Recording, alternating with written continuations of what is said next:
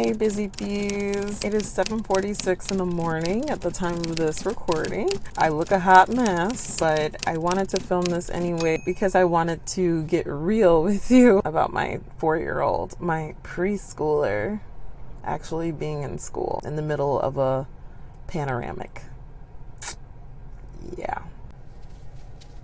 And I actually want to get some Starbucks. Here's the thing. I don't even like coffee, and I'm not even really a big tea fan. But when you're in the mood for something, you are in the mood for something. So I woke up this morning. I usually do not do drop-off, and those mornings are the toughest. You can tell me in the comments below if you agree with that, if you do send your kid to school. The days that I drop off Dominic, those days have been rougher. Now, granted, I'm talking to you after like 3 days of him being in preschool. So the mom guilt is kicking in just a little bit here, that I'm even sending him back. Once again, people cannot drive where I live. Just to let you know, if you didn't know, I live in Florida. It doesn't even matter which part of Florida I live in. The fact that you know I live in Florida makes you know that streets are rough.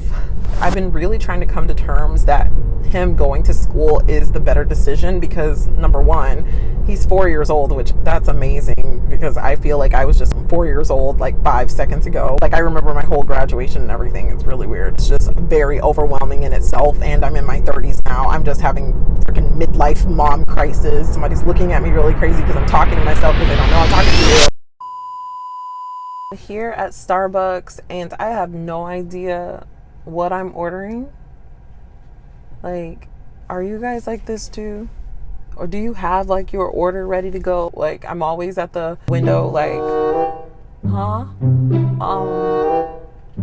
one moment please. Dominic and Elijah were at home with me for 18 months, just about. I gave birth to Elijah at the beginning of January, and then after that, I just kind of, okay, see, this is what I was just talking about. I'm already at the window.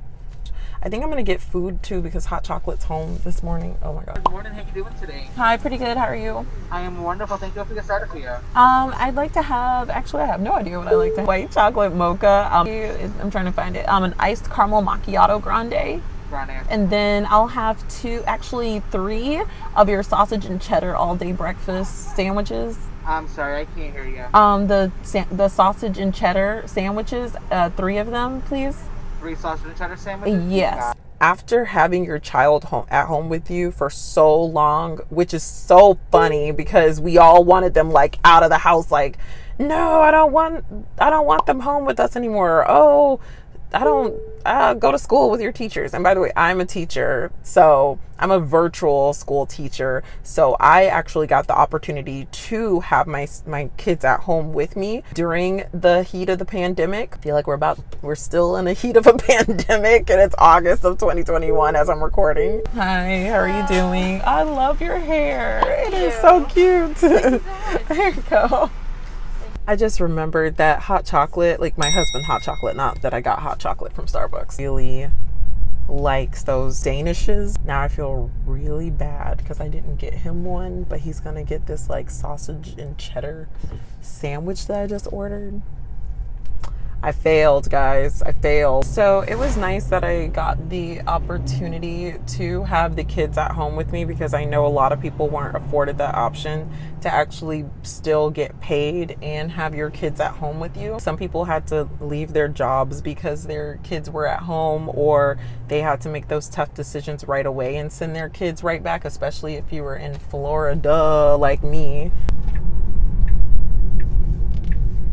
I've been blabbering on a lot, but I want to start to get focused here because I want you to know, Busy Bee, that it's okay to have a little bit of mom guilt, especially in this back to school time, because number one, we are in some really unique circumstances. Like, our parents back in like 1992 didn't have to say something like, oh, I don't want to send my kids to school because of a pandemic. You know, like that did not happen. Even though, yeah, if you had kids even before the pandemic and you have mom guilt, that's okay too. It took me a few days to realize that yeah, drop-offs are really tough for me. So maybe it's better for my husband to drop him off, because that just intensifies my mom guilt.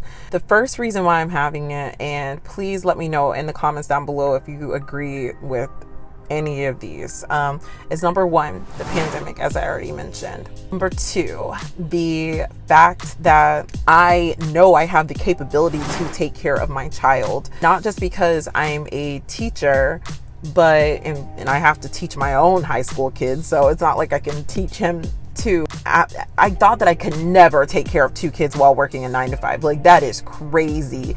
I even remember making a comment to my sister, or either to my husband, or saying, oh, I don't know if I could ever work and have two kids at home with me. Like, first of all, before the pandemic, that wasn't even allowed at my school anyway. But it was just like the idea of it. I'm like, I could never, ever, ever do that. Like, that's impossible. But hey, I put my mind to it when the going got rough. I actually had to do it to keep my kids safe. I said I couldn't do it, but I absolutely could do it. So the fact that now I'm sending my kid to school when I know I have the capability to do it, it's like really weird. And then the third reason why I'm having mom guilt is just, I want to spend time with my children all the time. It's even part of the reason why I decided to teach virtually instead of in a brick and mortar classroom. I wanted more time with my kids, not necessarily them being at home with me, but me being more flexible to go and pick them up if I needed to, or attend some of their events if I needed to, without having to get like a whole full-blown substitute teacher. I'm just experiencing this, and it's really rough on me. I'm gonna actually have a sip of coffee, because I'm just like, as I'm talking about it, I'm getting emotional. Like, I talk about in my Mom Should Follow Their Dreams video that I don't get emotional and I don't cry. Spoiler alert, I totally end up crying in that video. I am not emotional. I really am not. It's kind of hilarious. It's like 2 videos. I'm not going to cry in this. I'm not going to cry, guys. On the freaking internet for the whole world to see, of me going like, like, that is not a cute look. Now, I want to talk about why it's okay to have mom guilt. Number one, that just shows us mamas that we love our kids. We love our kids. The fact that we have it means that we're always going to think about our kids first. This whole channel is about putting yourself first. The reason why you're putting yourself first is so you can technically put your kids first. It sounds really, doesn't make sense, but it makes sense. If the plane is going down, you gotta put that mask on over your face first.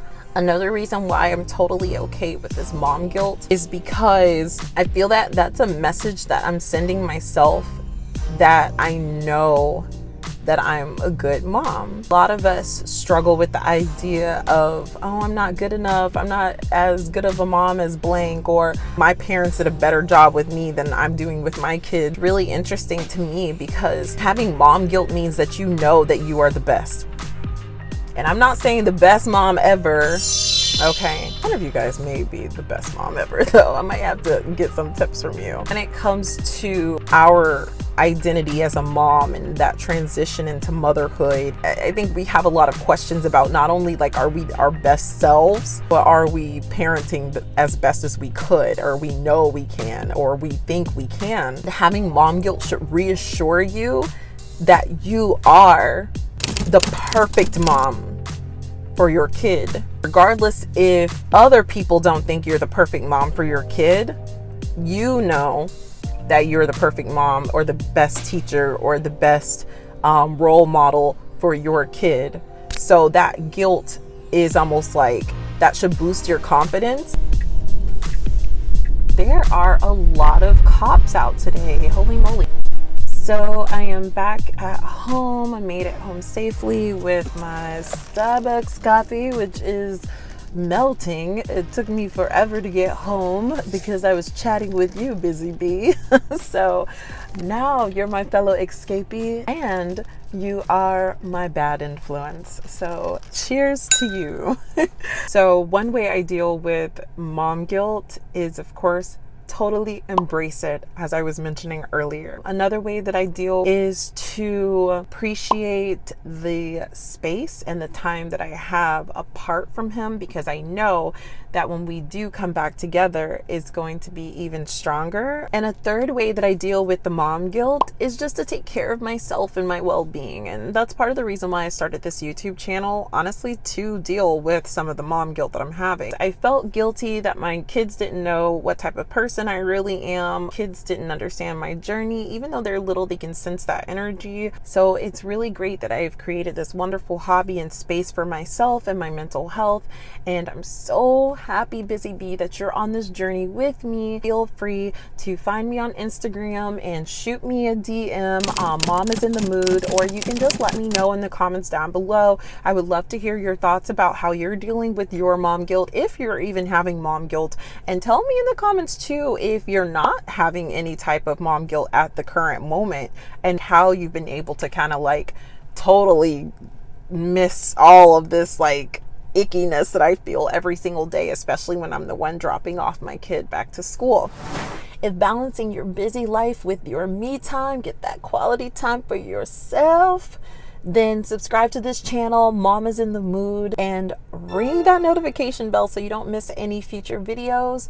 Be sure to watch this video next, and I'm Mommy Leandra. Remember, I care.